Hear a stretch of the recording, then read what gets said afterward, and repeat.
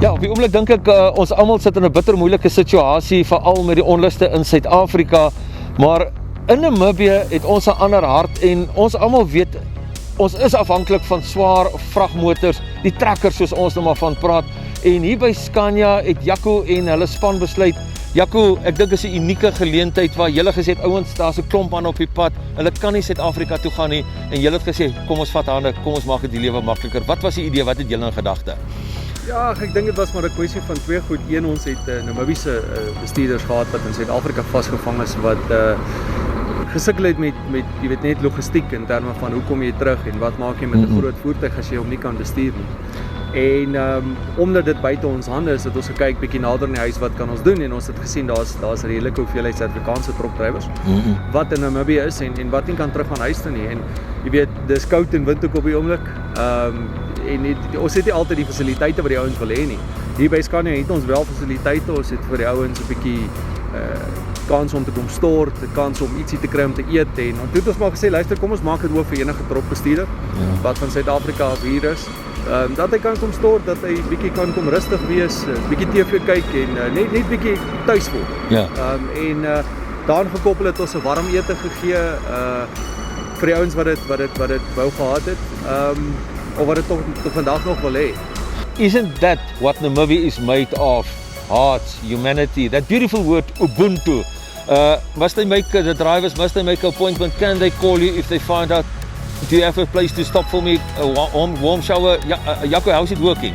Well, what we just did, and it, you know, it wasn't a planned thing, it just sort of came from the need and it arose. So what we said is, any truck driver, and as long as they contact us and let us know that they're coming, or even just show up here. I think yesterday a couple of guys just showed up, parked their trucks outside and said, listen, there's still some food left. It's as easy as that. It's not a planned thing. You don't have to book it.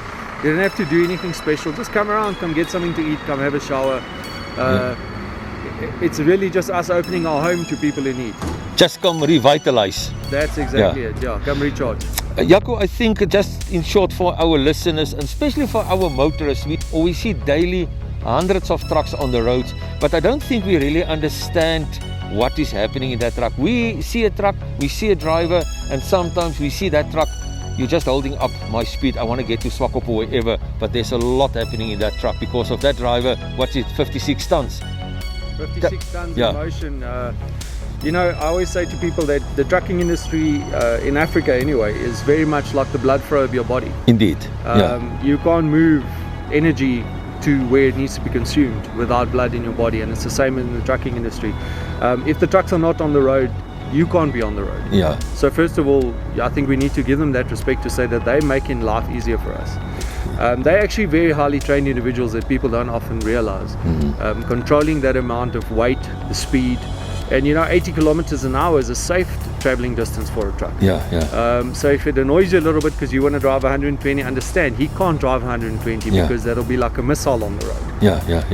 We do a lot of training, and we put a lot of drivers through their paces, and let me tell you something, there's a lot of skill that you as a motorist doesn't see. You don't see it. I mean, I recently spoke to a gentleman from Zambia, just for our listeners' sake or the sake of interest.